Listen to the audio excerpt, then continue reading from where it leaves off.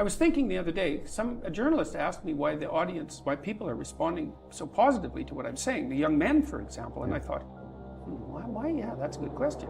He says, well, I'm actually on their side.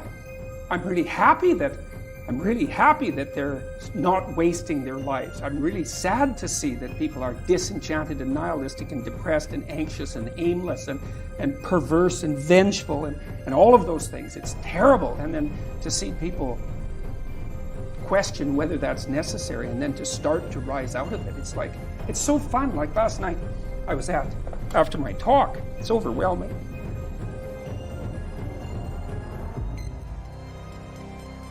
I don't usually think about these things, but I was after my talk last night, and so all these people line up.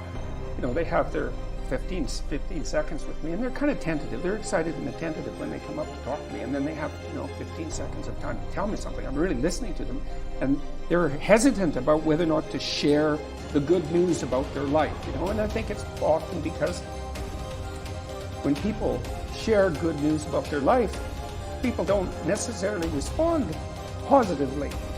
They don't get encouragement. And people need so little encouragement. It's just unbelievable. And so they'll tell me something good, and I think, God, that's so good.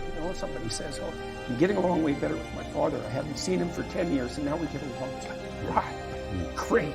And then the power of that, you can't overstate the power of that for individuals to get their life together. The individual is an unbelievably powerful force, and every single person who gets their act together a little bit has the capacity to spread that around them. It's a chain reaction, and so it's a lovely thing to see. That's fantastic. Our daughter ended her life at 24 due to depression. If someone is determined to end their life, how can one change their mind? Oh, well, first of all, I'm very sorry about that. That's a terrible thing. Look, I had this friend,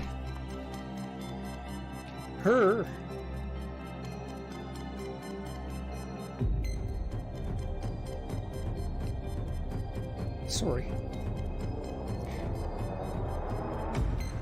There's been a lot of depression in our family, so it's a question that cuts close to the bone.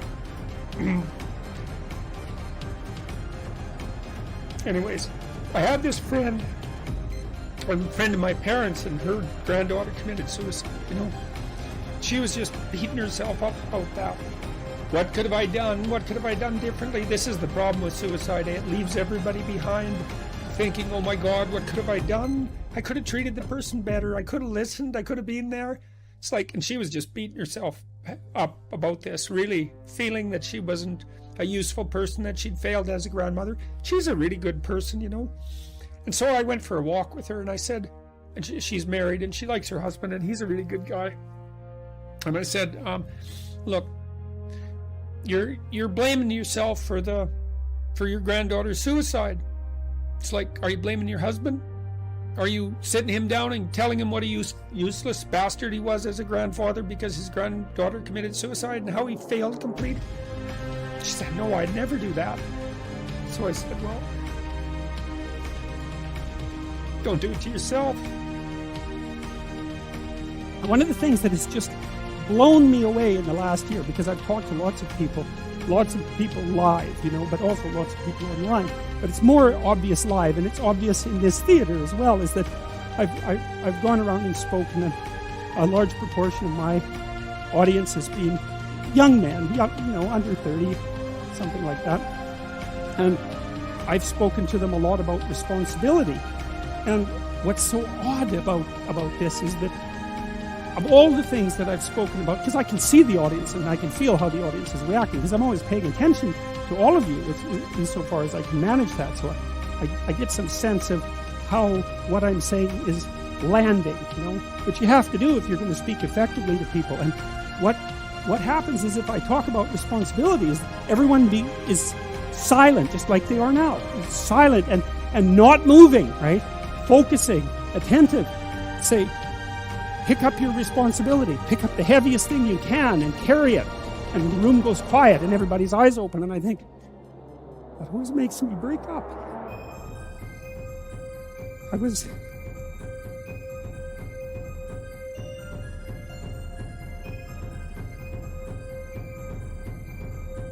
I don't know why. I was speaking to an English journalist today. He was going to write an article in Spectator magazine, and I was talking about this. And at the same point in the discussion, I had the same emotional reaction. I don't really understand it.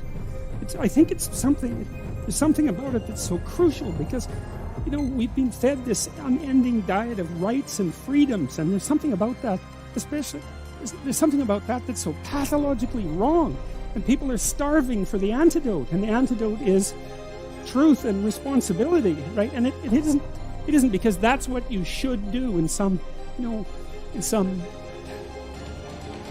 I know better, or someone knows better for you what you should do sense. That's the secret to a meaningful life, and without the meaningful life, then all you have is suffering and nihilism and despair and all of that, and self-contempt, and that's not good. And so it's necessary for men to stand up and take responsibility, and they all know that and are starving for that message, and the message is more that that's also a good thing, to stand up and take responsibility, because you're cursed so much now from when you're young with this notion that your active engagement with the world is part of what is destroying and undermining the planet and adding to the tyranny of the social systems. It's like, how about not so much of that, hey? Because it's too soul deadening. It's anti-human right to the core. And my sense instead is that, if you were able to reveal the best of yourself to you in the world, that you would be an overwhelming force for good. My primary motive as a clinical psychologist and educator is to help individuals live more meaningful and productive lives in harmony with their families and their community. That's my motive. And the evidence for that, I think, is, well, if people go online, and first of all, you can watch the lectures and decide for yourself, but you can also go, I suspect probably maybe 250,000 people have commented on the lectures and their effects on them.